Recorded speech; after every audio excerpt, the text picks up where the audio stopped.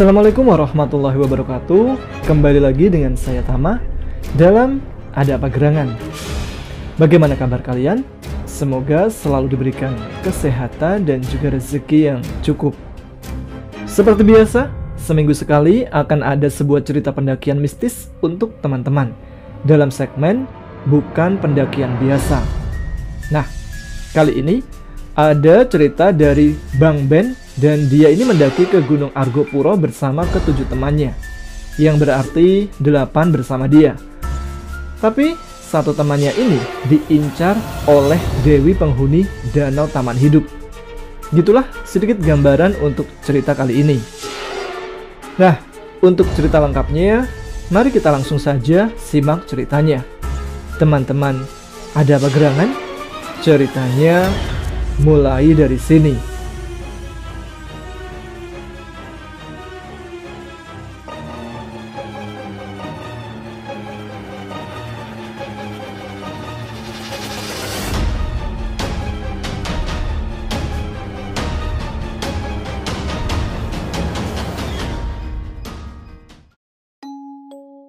Assalamualaikum, perkenalkan nama saya Benny. Pada kesempatan kali ini, saya akan bercerita tentang pendakian ke Gunung Argopuro yang terletak di Provinsi Jawa Timur bersama 8 teman sekolah saya. Pendakian ini bukan pengalaman pertama saya sebenarnya, tapi saya juga nggak sering-sering amat untuk naik gunung. Ya gimana lagi, soalnya saya sendiri masih sekolah. Biasanya saya melakukan pendakian ketika libur sekolah. Nah, kali ini kebetulan saya sedang libur, makanya saya berencana melakukan pendakian lagi. Sebenarnya pendakian kali ini tidak ada tujuan mau ke gunung mana, karena gunung yang jaraknya dekat dari tempat tinggal saya rata-rata sudah pernah saya daki. Lalu saya bersama teman-teman berunding gunung mana yang akan kami daki kali ini. Setelah berdiskusi yang memakan waktu cukup lama, sampai berhari-hari, akhirnya diputuskan untuk mendaki ke Gunung Argopuro. Sebenarnya keputusan untuk mendaki ke Gunung Argopuro membuat saya cukup kaget. Tapi ya mau gimana lagi, toh anak-anak yang lainnya juga pada setuju untuk naik ke gunung itu.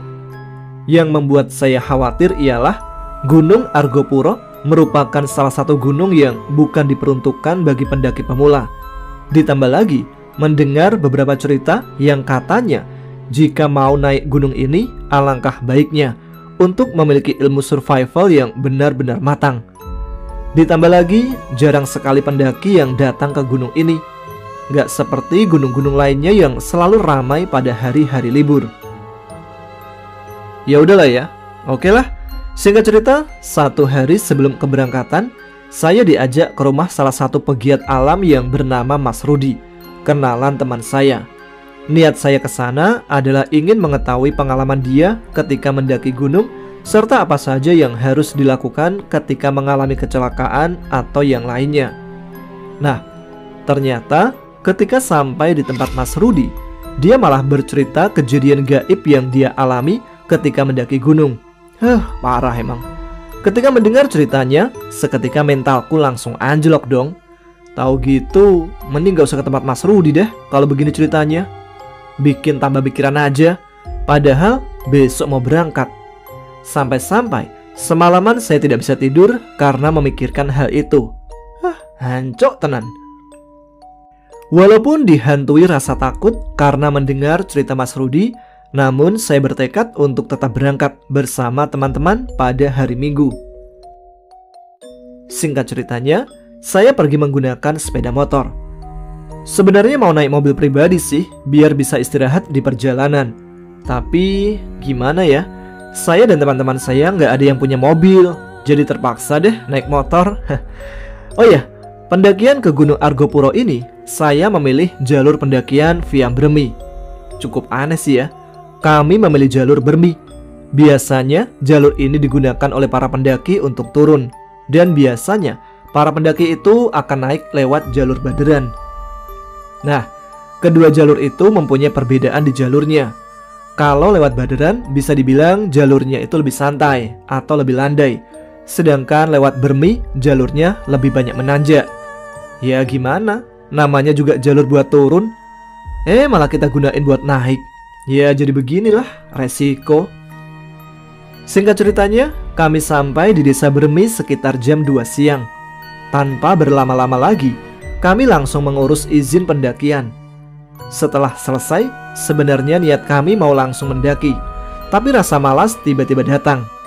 Akhirnya, kami memutuskan untuk bermalam di base camp lebih dulu, sambil menikmati hawa sejuk daerah pegunungan dan beristirahat untuk memulai pendakian besok hari.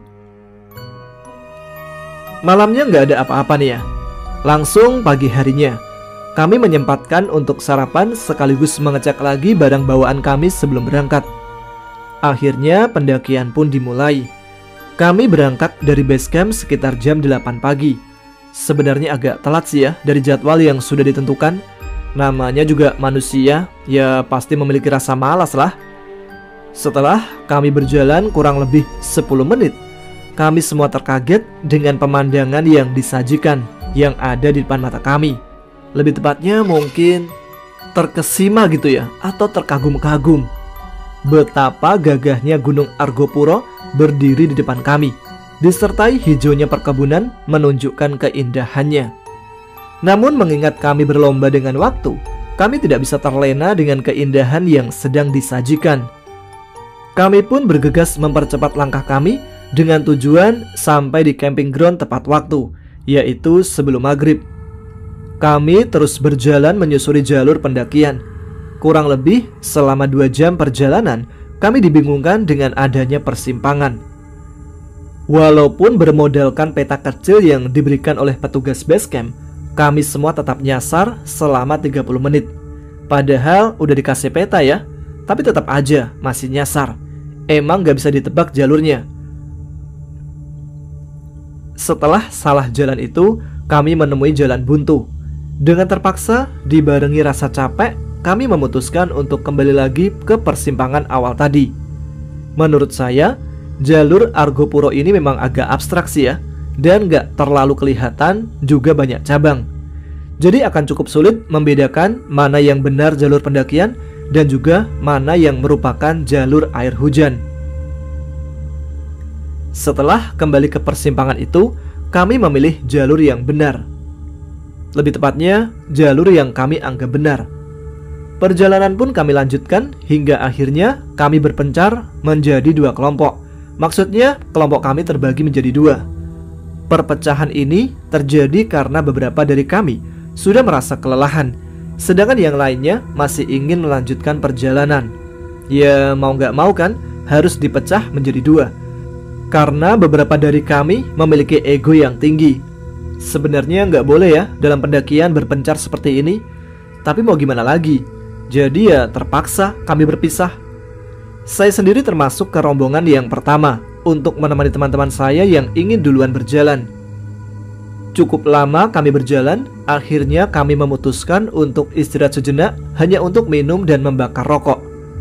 Saat sedang istirahat, saya bertemu bapak-bapak bersama 4 orang anak-anak kecil dari arah atas. Jadi mereka itu sedang berjalan turun. Saya sendiri bingung, kok anak kecil bisa sampai di sini ya? Padahal saya yang udah cukup dewasa pun merasa lelah yang luar biasa. Tapi mereka kuat loh ya. Mungkin emang mereka udah biasa naik turun gunung di sekitar sini, pikirku dalam hati. Kami pun sempat berbincang sebentar dengan bapak-bapak itu. Pak, mau nanya, kalau Danau Taman Hidup masih jauh nggak ya? Wah lumayan mas, kurang lebih 3 jam baru sampai. Oh gitu, lumayan ya pak? Iya mas, di atas juga udah mulai turun kabut dan gerimis. Disiapin aja mantelnya mas dari sekarang, biar nanti nggak repot. Oh iya pak, makasih ya. Sama-sama mas, saya lanjut turun ya. Iya pak, mari, hati-hati. Kami pun langsung bergegas menggunakan mantel. Dan tidak lama yang dikatakan oleh bapak itu benar terjadi. Baru beberapa menit memasuki kawasan hutan damar, tiba-tiba kabut datang disertai hujan. Seketika, jarak pandang mulai terbatas. Sinar matahari yang tadi cukup terik pun sekarang hilang tertutup oleh derasnya hujan.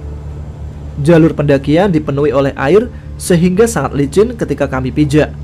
Bahkan, beberapa dari kami sempat terjatuh karena kondisi jalur yang seperti itu. Setelah 8 jam perjalanan, akhirnya kami sampai juga di Danau Taman Hidup dengan kondisi basah kuyup karena hujan. Kami langsung bergegas mendirikan tenda agar rombongan yang di belakang nanti begitu sampai bisa langsung istirahat. Tidak lama, sekitar 30 menitan, rombongan kami yang di belakang pun sampai juga. Di Danau Taman Hidup, kami bermalam di sana, memasak makanan, dan juga bersendau gurau sembari menikmati suasana yang kebetulan ketika malam hujan sudah berhenti. Jadi kami bisa bersantai di luar tenda. Waktu sudah menunjukkan pukul 10 malam. Kami semua memutuskan untuk masuk ke tenda dan beristirahat. Belum lama kami memejamkan mata, saya merasa ada yang membuka tenda, yang membuat angin dingin masuk ke dalamnya. Saya pun terbangun dan berniat untuk mengeceknya. Ternyata salah satu teman saya yang bernama Putra sedang berjalan ke arah danau. Sontak saya langsung berlari menghampirinya dan mengajaknya untuk kembali ke tenda. Tapi ketika saya bertanya, dia hanya bilang, "Itu saya dipanggil sama wanita cantik. Saya disuruh menghampirinya." Padahal di Danau Taman Hidup hanya ada rombongan kami yang bermalam. Terpaksa saya menarik dia untuk masuk ke dalam tenda lagi dan mengubah posisi tidurnya agar dia cukup jauh dari pintu tenda. Takut terjadi hal seperti itu lagi. Setelah semuanya sudah terkendali, saya kembali tidur. Tapi lagi-lagi saya terbangun karena mendengar suara orang sedang mengobrol. Ketika saya membuka mata dan mencari sumber suara tersebut, ternyata itu suara Putra yang sedang berbicara, tapi dengan mata yang masih tertutup, alias masih tertidur. Ngigo kali ini orang. Dalam hati, wah, makin aneh aja ini. Mudah-mudahan gak ada kejadian apa-apa nantinya. Saya mencoba untuk tidur lagi hingga pagi datang. Alhamdulillah si Putra tidak melakukan hal-hal aneh lagi. Setelah cukup puas beristirahat, walaupun ada gangguan karena harus mengurus Putra semalam, saya terbangun di pagi hari. Tapi lumayanlah, mengingat perjalanan kemarin membuat saya sangat kelelahan dan hampir putus asa. Tapi saat terbangun, saya seperti orang kebingungan karena mimpi yang saya alami semalam yang membuat saya berpikiran buruk. Dalam mimpi itu, saya didatangi oleh seorang laki-laki tua dan 2 anak kecil. Dia memberitahu saya kalau di sekitar kawasan Danau Taman Hidup ini terdapat sebuah kuburan dan juga gua. Laki-laki tersebut menjelaskan bahwa siapa saja yang melewati gua itu bisa langsung sampai ke puncak Gunung Argopuro. Tapi ya namanya mimpi kan, saya menganggapnya hanya bunga tidur dan masih berpikiran positif. Mungkin saja saya bermimpi seperti itu karena kelelahan setelah perjalanan kemarin dan juga mengurus Putra semalam. Saya juga tidak bercerita kepada yang lain tentang apa yang terjadi. Dan juga ketika saya bertanya kepada Putra tentang kejadian semalam, dia tidak menyadari dan malah mengatai saya kalau saya sedang halu. Gimana coba? Ya sudahlah, mungkin dia memang lupa karena kelelahan. Ketika sedang memasak untuk sarapan, salah satu teman saya bercerita kalau semalam ada orang yang berjalan memutari tenda. Dan beberapa teman saya yang lain juga membenarkan cerita itu. Padahal semalam saya sempat terbangun dan keluar tenda, tapi gak ada apa-apa. Atau mungkin ketika kejadian itu terjadi ketika saya sudah tertidur pulas. Atau malah yang dibicarakan mereka itu saya kali ya, dikira muter-muter di tenda mereka. Taulah. Saya yang mendengarkan cerita itu langsung berusaha mengalihkan pembicaraan dan menyuruh bergegas untuk menyelesaikan masak agar kami semua cepat sarapan.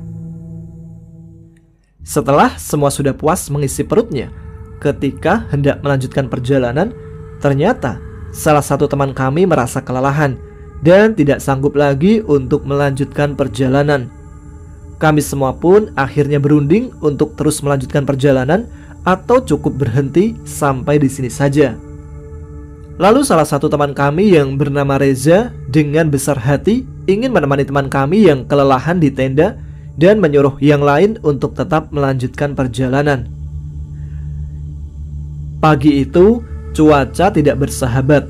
Kabut tebal menyelimuti dan sesekali angin yang sangat kencang tiba-tiba menghantam tenda. Lagi-lagi, perjalanan kami tidak sesuai dengan rencana yang telah dijadwalkan. Mau gimana lagi, mengingat alam yang tidak bisa diprediksi. Setelah kurang lebih 1 jam menunggu kabut hilang, akhirnya cahaya matahari pun mulai memberikan kehangatan.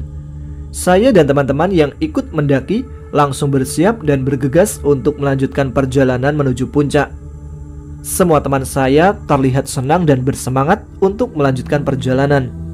Tapi selama perjalanan itu, saya terus memikirkan tentang mimpi saya dan juga kejadian yang dialami oleh putra semalam, membuat perasaan saya semakin tidak tenang. Sekitar jam 8 pagi, kami meninggalkan kawasan Danau Taman Hidup dan mulai melanjutkan trekking. Kali ini jalur yang kami lewati bisa dibilang tidak terlalu berat dibandingkan dengan jalur yang kemarin. Walaupun kali ini banyak sekali jalan setapak yang kami lewati, tapi untung saja beban carrier di punggung kami telah kami tinggalkan di tenda. Saat melakukan trekking itu, kami hanya membawa tas kecil yang cukup untuk membawa botol air mineral dan beberapa makanan ringan untuk mengganjal lapar pada saat di perjalanan nanti. Tidak lama kami berjalan, kami pun memasuki kawasan hutan lumut. Kawasan ini dinamakan hutan lumut karena hampir semua pohon yang berada di kawasan ini ditutupi oleh lumut. Jadi ya sejauh mata memandang cuman kelihatan hijau gitu. Ketika saya memasuki kawasan hutan lumut ini, mulai merasakan keanehan. Dari awal memasuki kawasan ini, saya merasa seperti ada yang mengikuti dan terus mengawasi kami. Sesekali muncul rasa khawatir dan ingin rasanya untuk menengok ke belakang, karena memang posisi saya pada saat itu berada di barisan paling belakang. Tapi saya tetap mencoba untuk fokus melihat ke depan dan tidak menghiraukannya. Pada saat kami berjalan di kawasan hutan lumut, kami semua dibuat bingung dengan adanya suara musik dangdut yang agak samar-samar terdengar. Gimana nggak bingung coba?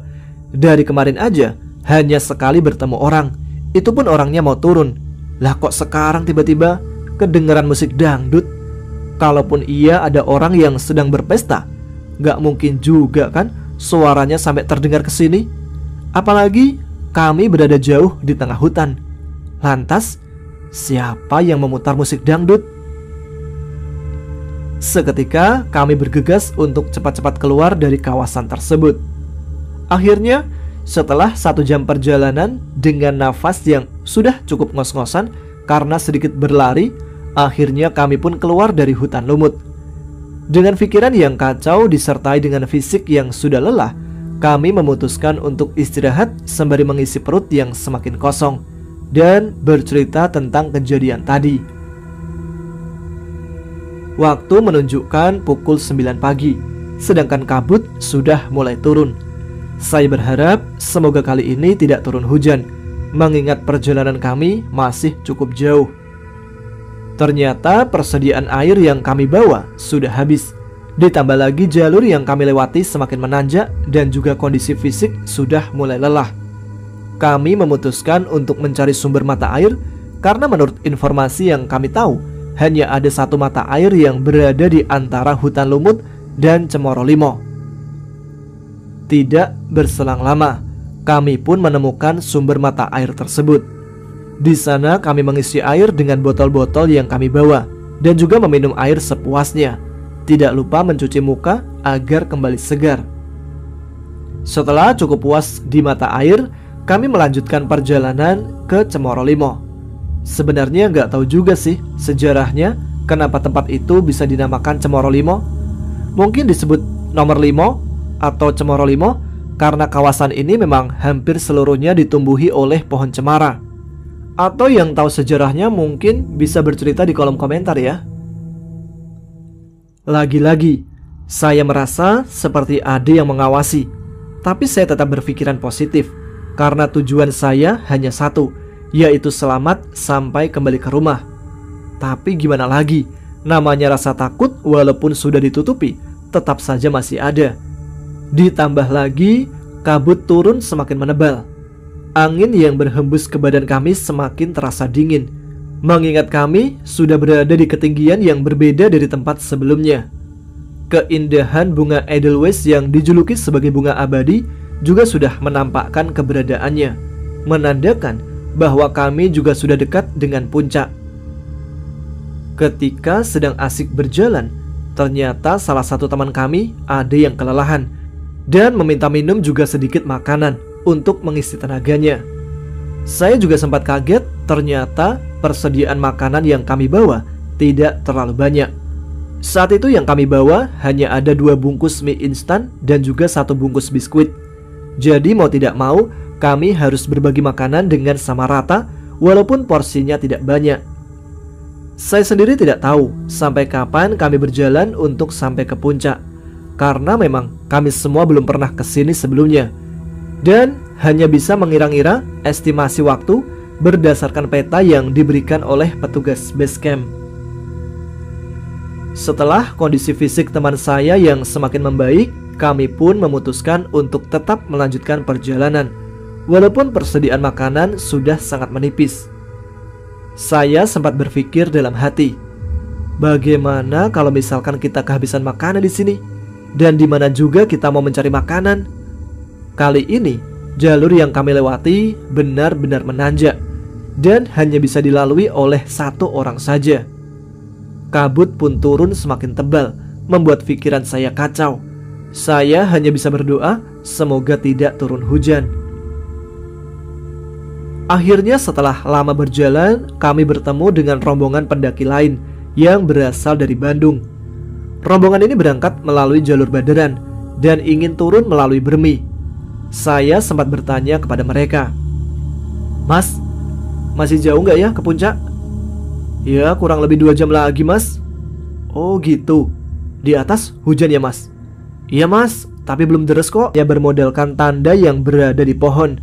Ternyata secara tidak sadar, saya berpisah dengan rekan yang lain. Saya bersama 1 orang teman memutuskan untuk istirahat sebentar sembari menunggu kawan yang tertinggal di belakang. Saat menunggu mereka, saya pun mengeluarkan persediaan makanan terakhir, yaitu 1 buah biskuit yang saya bagi 2 dengan teman saya. Sesekali saya berteriak memanggil teman-teman saya yang berada di belakang, namun anehnya tidak ada jawaban dari mereka. Padahal saya yakin mereka itu ada di belakang saya persis. Dan juga saya tidak mendengar ada yang minta berhenti pada saat berjalan tadi. Setelah menunggu cukup lama, saya bersama 1 teman saya itu memutuskan untuk kembali turun dan mencari mereka. Alhamdulillah mereka ketemu. Tapi ketika saya melihat kondisinya, mereka sangat kelelahan karena kelaparan. Kami semua pun bingung mau makan apa. Soalnya persediaan makanan yang kami bawa sudah habis. Tidak ada pilihan lain, dengan bermodalkan sedikit ilmu survival, kami memutuskan untuk memakan tumbuhan yang berada di sekitar tanpa memikirkan resikonya. Nah, katanya berdasar ilmu survival. Tapi ya mau gimana lagi, daripada kami mati kelaparan, mending kami makan apapun yang bisa dimakan. Setelah cukup lama beristirahat, kami pun berunding untuk melanjutkan ke puncak atau kembali ke danau taman hidup tempat kami mendirikan tenda. Saya yang saat itu menjadi leader mulai merasa kebingungan karena jalur yang saya lewati tiba-tiba buntu dan tidak ada tanda petunjuk sama sekali.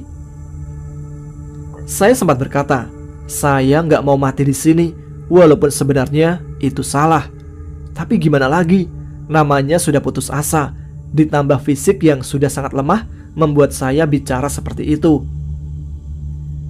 Lalu salah satu teman saya mengeluarkan golok atau parang yang dibawanya dan mulai menebas ranting yang ada di depan.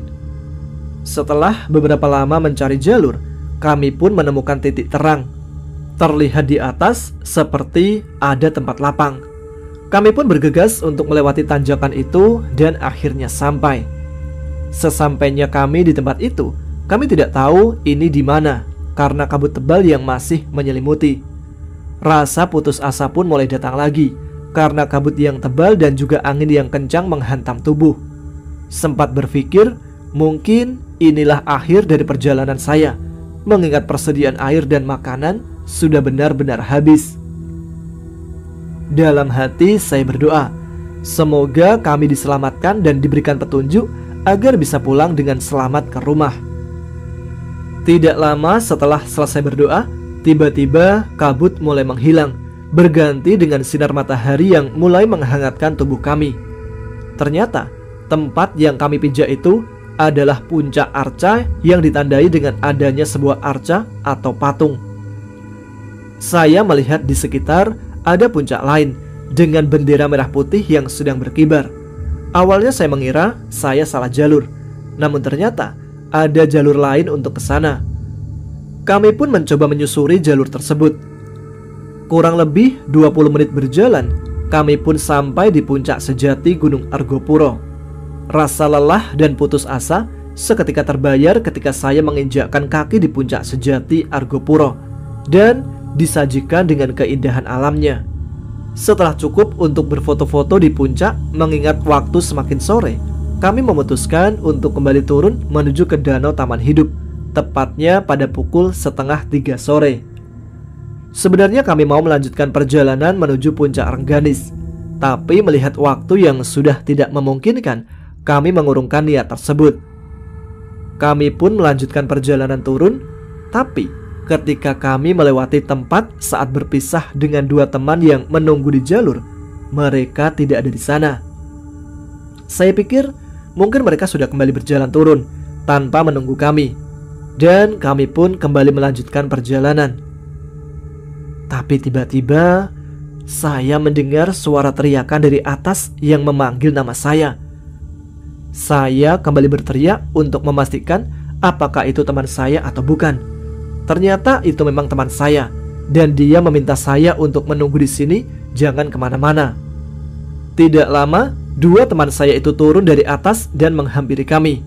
Saya pun langsung bertanya kepada mereka berdua, "Kalian tadi di mana? Kok nggak papasan sama kita? Aku dari tadi nunggu di tempat kita pisah tadi kok." "Loh, masa sih?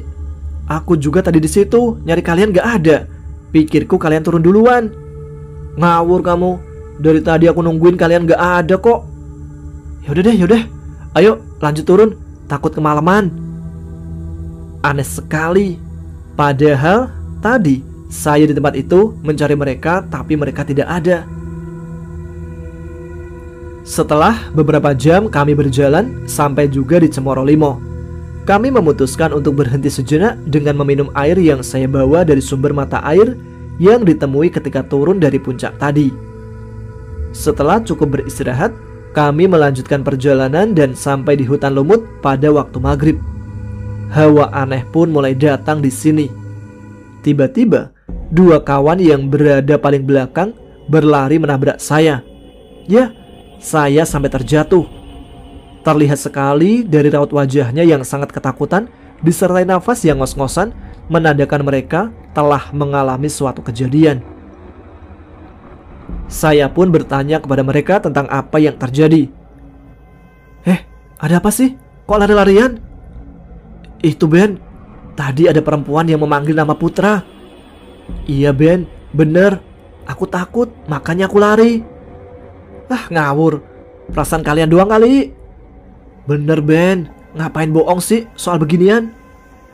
"Ya udahlah, ayo lanjut jalan aja, nggak usah diceritain lagi." "Yaudah, ayo, tapi aku nggak mau di belakang," kata Putra. "Ya, aku juga nggak mau di belakang," kata teman saya yang satunya lagi. "Ya udah kalau gitu, aku aja yang paling belakang, kalian di tengah aja," jawabku. Tidak lama kami melanjutkan perjalanan, hawa tidak enak pun semakin terasa. Akhirnya, dengan telinga saya sendiri, saya mendengar ada suara perempuan yang memanggil nama Putra. Dalam hati, ternyata cerita mereka tadi beneran ya, bukan hanya ngarang. Dengan rasa takut yang menyelimuti, saya mempercepat langkah kaki dan tidak berhenti berdoa selama perjalanan. Saya juga meminta yang di depan untuk mempercepat langkah kakinya karena hari sudah semakin gelap. Tidak hanya suara wanita yang sesekali terdengar. Saya merasa di sekeliling banyak yang sedang memperhatikan langkah kami. Setelah berjalan beberapa jam, akhirnya kami sampai di danau Taman Hidup sekitar jam 7 malam. Dua temanku yang berada di tenda pun bergegas menyambut kami dan menyuguhkan makanan yang sudah mereka masak agar kami tidak perlu menunggu lagi untuk makan. Saat makan malam itu, mereka menyebutkan bahwa saat menunggu di tenda dihampiri oleh seorang kakek tua, tapi tidak berbicara sepatah kata pun. Kakek tua itu hanya memberi sekantong plastik hitam yang berisi makanan. Saat temanku memberikan plastik itu kepada saya, ternyata isinya hanya daun kering saja. Padahal menurut temanku itu adalah makanan. Bahkan dia juga sempat memakannya beberapa sebelum menyisakan untuk saya dan teman yang lainnya. Teman saya juga menyebutkan bahwa setelah kakek itu memberi plastik berisi makanan, dia pergi ke arah danau dan duduk di gubuk dekat danau. Tidak lama setelah mereka berdua berpaling, tiba-tiba kakek itu sudah menghilang entah kemana. Setelah selesai makan malam, kami semua beristirahat dan berencana untuk turun esok harinya. Hari itu membuat saya sangat kelelahan. Dan lagi-lagi, saat saya tertidur, saya merasakan hawa dingin yang masuk ke tenda. Ketika saya kembali membuka mata, Putra sudah tidak ada di samping saya. Saya yang awalnya mengira kalau dia sedang buang air dan keluar. Tapi setelah beberapa menit menunggu, Putra tidak kunjung pulang ke tenda. Dengan terpaksa, saya pun akhirnya keluar tenda untuk mengeceknya.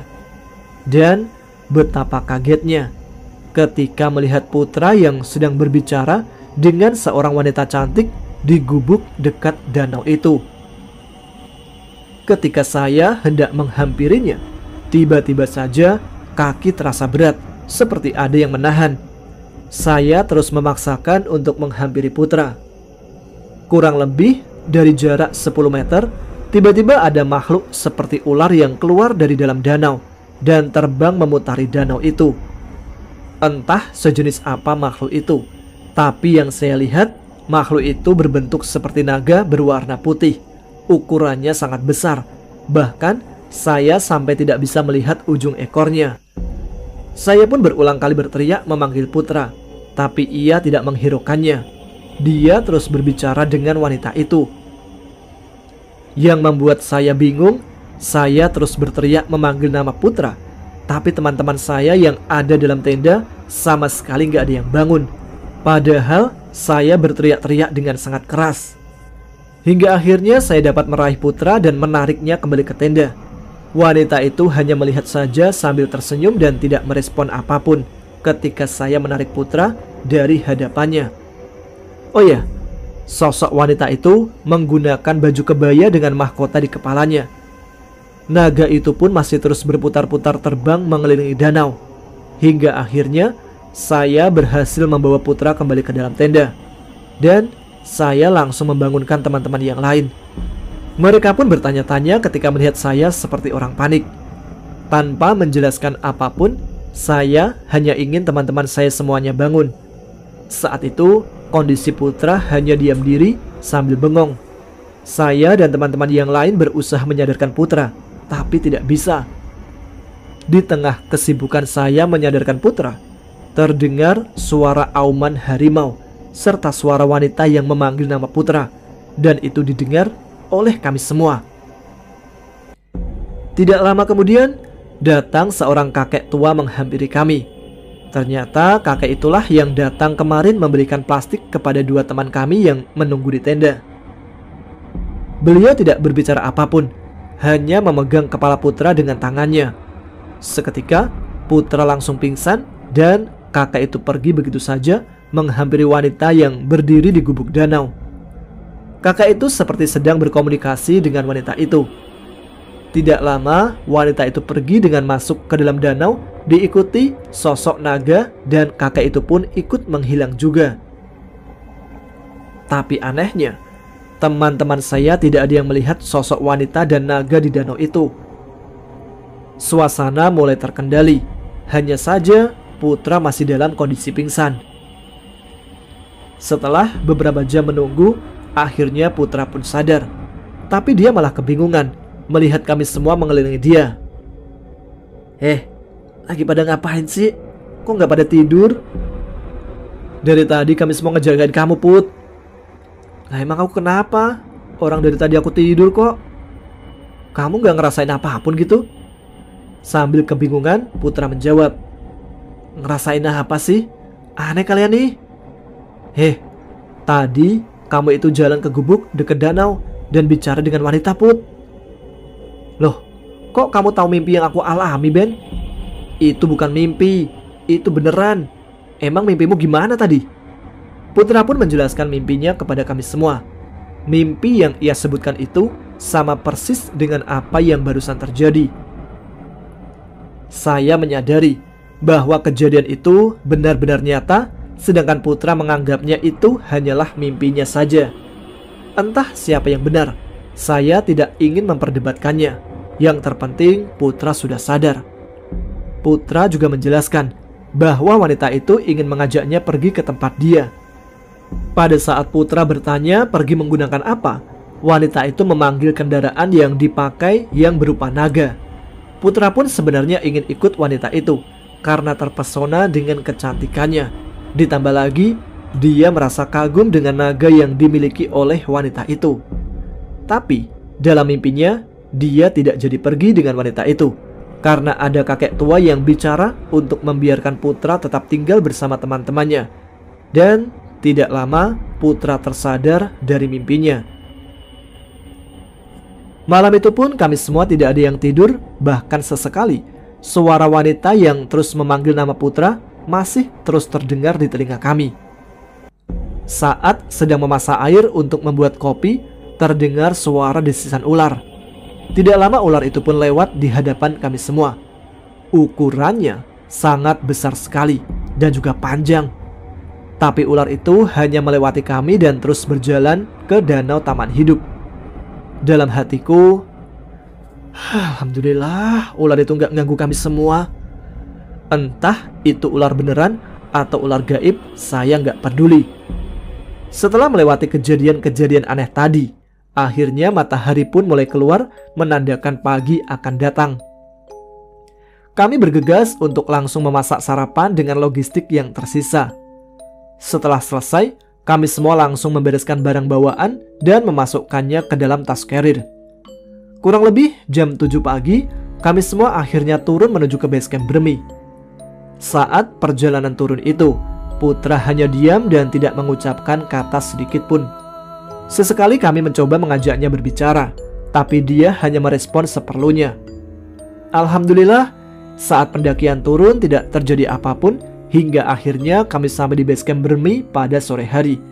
Kami memutuskan untuk menginap 1 malam lagi di base camp karena sangat tidak memungkinkan untuk langsung pulang ke rumah. Besok paginya, kami pulang ke rumah tanpa ada kejadian apapun. Beberapa hari di rumah, saat saya sedang rebahan di kamar, tiba-tiba ada yang menelpon dan ternyata itu adalah orang tua Putra. Beliau menanyakan apa yang terjadi saat mendaki Gunung Argopuro kemarin dan menyuruh saya untuk datang ke rumahnya. Tanpa pikir panjang, saya pun langsung bergegas ke rumah Putra yang jaraknya tidak terlalu jauh. Mungkin sekitar 5 menit menggunakan sepeda motor. Sesampainya di sana, saya langsung disambut oleh orang tuanya. Beliau kemudian menjelaskan bahwa semenjak pulang dari Gunung Argopuro, Putra terlihat aneh, tidak seperti biasanya. Sehari-hari dia hanya diam dan bicara seperlunya. Saya pun menjelaskan tentang yang terjadi di Gunung Argopuro kemarin kepada orang tuanya. Orang tuanya pun sempat kaget. Hingga akhirnya mereka memanggil Ustadz untuk mengobati Putra. Tidak lama Ustadz itu pun datang ke rumah Putra dan saya pun memberitahukan tentang apa yang terjadi kepadanya. Lalu Putra dipanggil ke ruang tamu menemui saya dan Ustadz itu didampingi oleh orang tuanya. Ustadz itu pun membacakan ayat-ayat suci Al-Quran di telinga Putra. Setelah selesai, saya disuruh untuk pulang ke rumah oleh orang tuanya. Beberapa hari kemudian, kami semua masuk sekolah. Dan saat saya bertemu Putra di sekolah, alhamdulillah dia sudah kembali normal seperti biasanya. Sebenarnya saya juga penasaran tentang apa yang terjadi dengan Putra.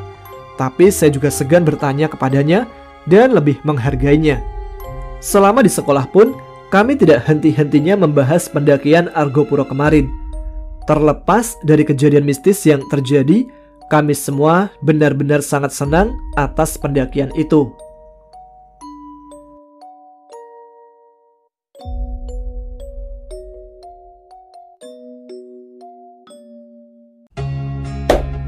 Itulah cerita pendakian pengalaman dari Bang Benny sewaktu mendaki ke Gunung Argopuro.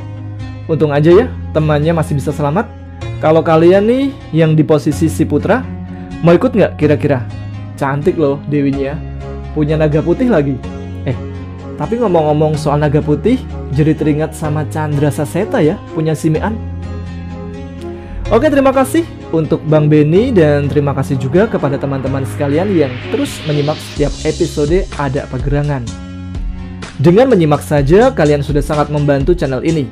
Apalagi ditambah subscribe channel Ada Apa Gerangan. Oke, jangan ragu tuliskan komentar, tunjukkan eksistensi kalian. Terima kasih untuk semuanya. Saya Tama pamit, sampai jumpa lagi pada episode selanjutnya. Tetap semangat, selamat malam. Wassalamualaikum warahmatullahi wabarakatuh.